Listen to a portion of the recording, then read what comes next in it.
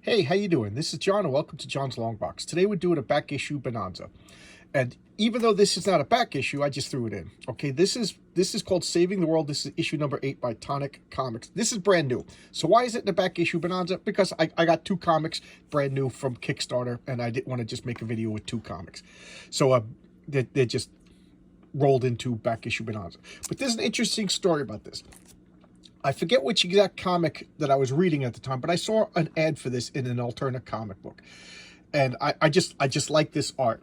So I was like, all right, what not? So I looked it up and I bought issue number 1, and I really liked it. So then I went to the creator Tonic Comics homepage and I bought back issues. I got like 1 to 7 or 1 to 6. I forget exactly when I caught up. So I didn't catch this from the beginning, but I was missing number 5. And I was like, oh, well, I'll find it. I'll find it. So I bought all the comics. And when I opened up the box, issue 5 was thrown in there.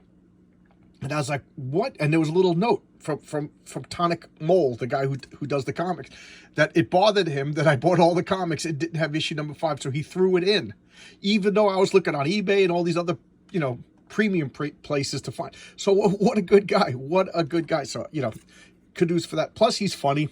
I've interacted with him a few times, and he doesn't know, I just stumbled upon his ad, and now I'm a fan. Why? Because positive interaction works. Something modern Marvel creators could learn. This guy's, I'm a fan of Tonic Mole for life, or, because of Tonic Comics. Jeez, I'm not a fan of my mouth, though. But anyway, it's a sweet comic. There's a hint of darkness and there's a hint of a grand story, but he's taking his time, and it's like a character-driven comic that I'm really enjoying. It's a little tongue-in-cheek. It's a little slacker. Like, I could have seen this coming out in the 90s. Like, this would have been great with like around the same time as like Scott Pilgrim and like a lot of slacker comics. And I'm not using the term slacker as an insult. I'm using it as like a genre. But like the movie Slacker, if you've seen that, I could have seen these characters being in that movie. But I'm really liking it, and I think it's starting to ramp up. I think the grand story is starting to kick in, and I recommend it. It's kind of hard to find, but if you go to Tonic Comics, Google my mouth, Google Tonic Comics, look him up, and if you're interested, check it out.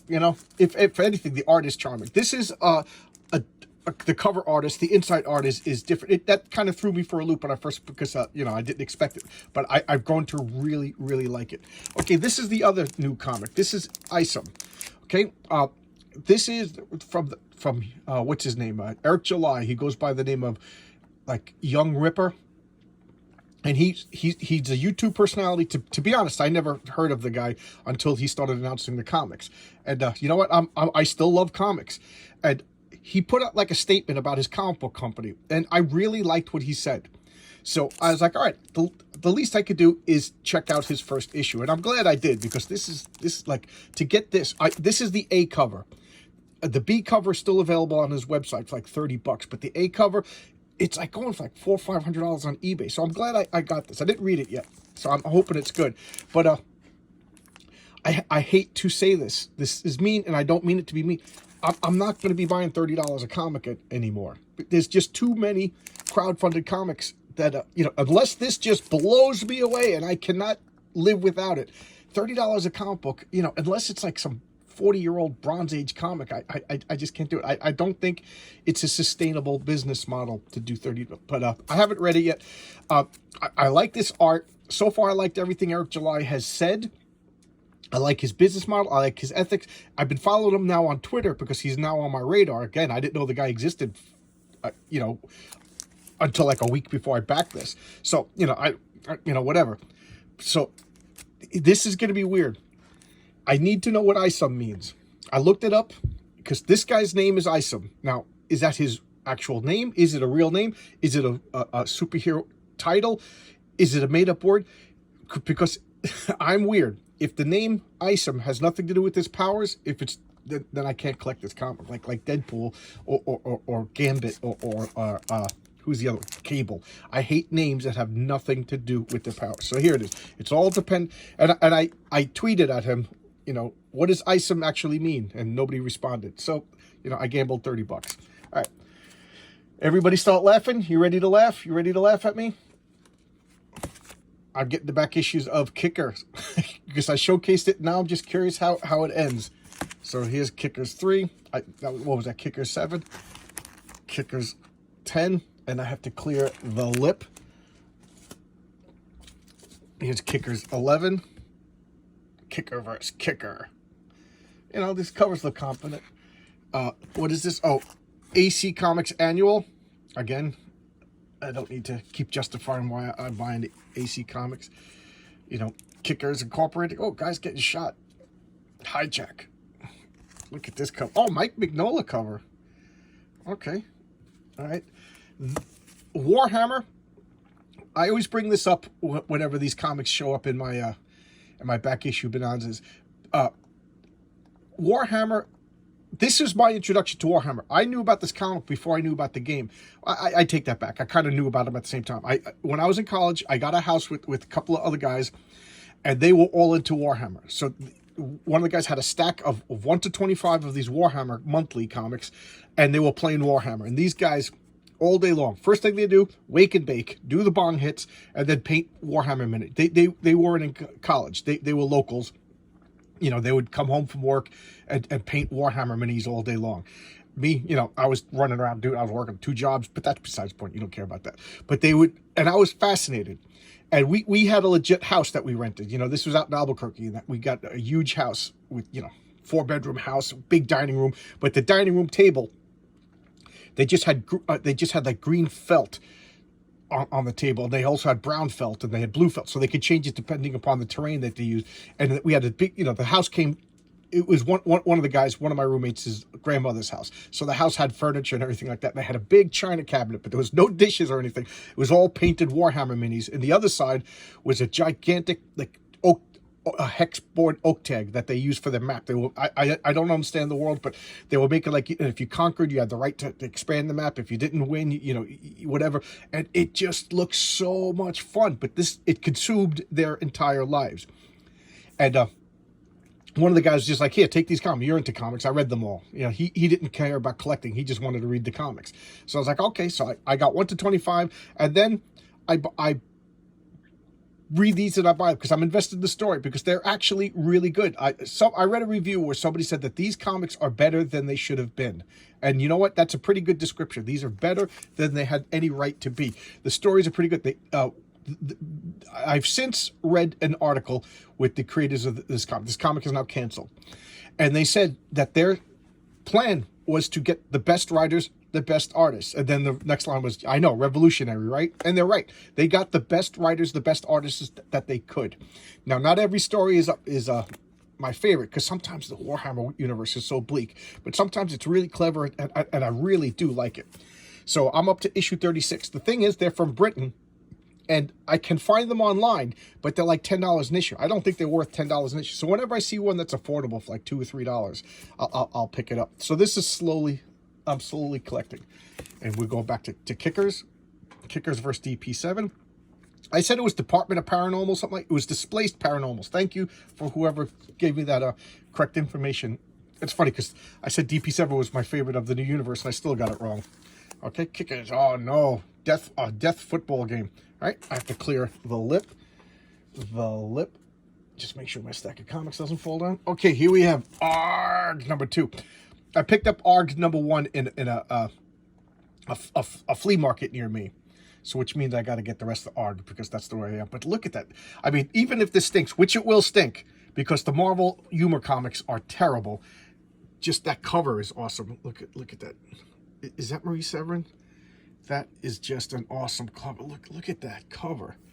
Oh man, I think this is going to be the thumbnail for this video. ARG number 2. That is an awesome cover.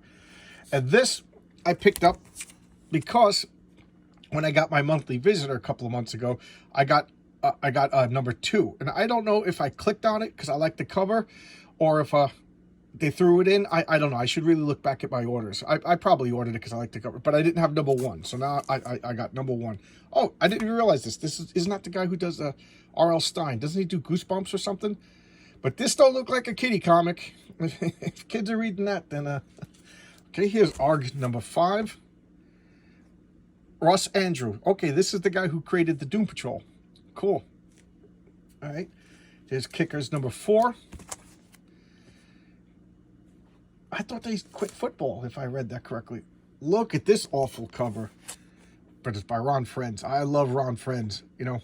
I love Ron Friends, so, you know, I'm not going to be too mean. But look at that. That is just an awful design of a robot. Okay, here's ARG number 3. Alfredo Alcala. Oh, cool. I love Alfredo Alcala. He first came to my attention with Swamp Thing. You know, I'm sure I have comic books of his that predate Swamp Thing, but you know, back then I wasn't obsessive compulsive about looking at the artists and the writers and stuff like that when I was a kid. So, and here we got Star Wars number 6. I think I got to get up to 11 to replace the comics that I got rid of. I already explained this a few times.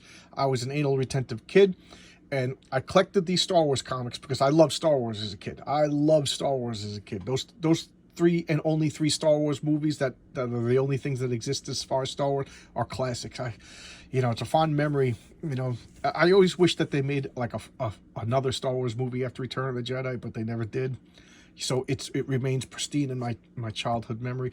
And these comics, I collected them, and then until Empire Strikes Back came out, and then they had to course correct the comics. Some of the things that they wrote about contradicted, you know. So it just was too jarring to my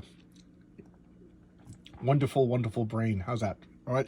And things like this bothered me. Luke's lightsaber wasn't red, so I would actually take magic markers and color correct it because I was that kind of weirdo. And then I just got infuriated because it didn't match the movie, so I threw them away, gave them away, tore them up. I don't even remember what I did. Okay, this is Gargoyles number 2, the Marvel.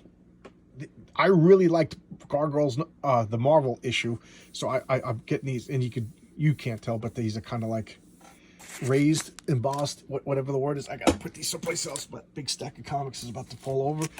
Okay, here's number 3. This is no longer raised anymore. These are normal comics. Number 5, Medusa Project.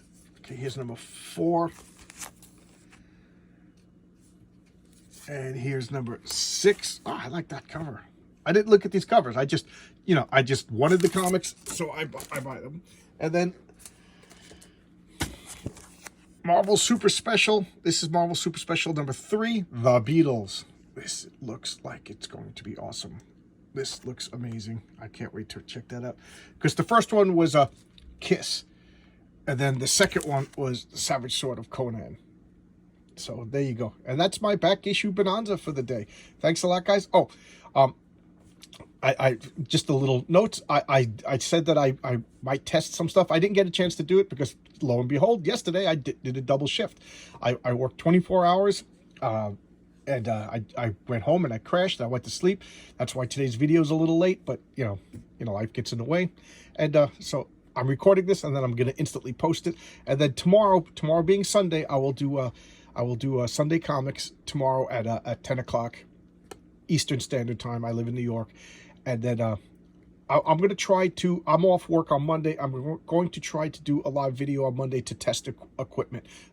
That's not a promise. That's kind of like a hopeful thing. I'm going to try to test it with one of the subscribers, my friend Pete, and we'll see if I could work out the bugs. And then, you know, then going forward, I have a couple of ideas, but you know, why, you know, God laughs at the plans of men. Okay. All right. So thanks a lot, everybody. I'll see you tomorrow, with Sunday Comics, 10 o'clock New York Standard Time. All right. Thanks a lot, everybody. Bye-bye.